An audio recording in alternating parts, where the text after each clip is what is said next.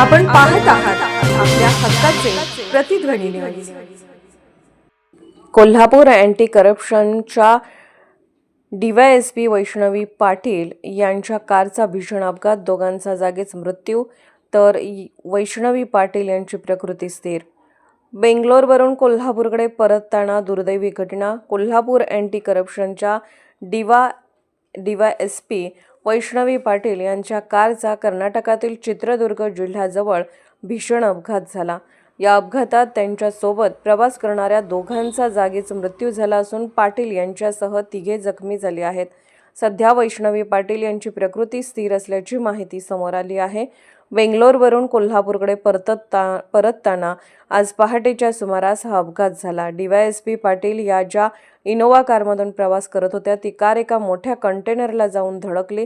यामध्ये इनोव्हा कारचे मोठ्या प्रमाणात नुकसान झाले असून या अपघातात दोघांचा जागीच मृत्यू झाला, तर पाटील यांच्यासह तिघे जखमी झाले आहेत.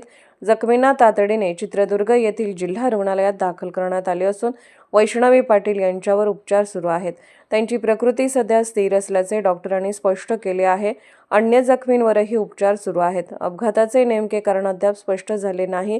या घटनेची माहिती मिळताच स्थानिक पोलिसांनी घटनास्थळी धाव घेऊन पुढील तपासकार्य सुरू केले आहे. आपण पाहत आहात प्रतिध्वनी चॅनल. अशाच बातम्या पाहण्यासाठी आमच्या चॅनलला सबस्क्राईब करा आणि बेल आयकॉनवर क्लिक करा.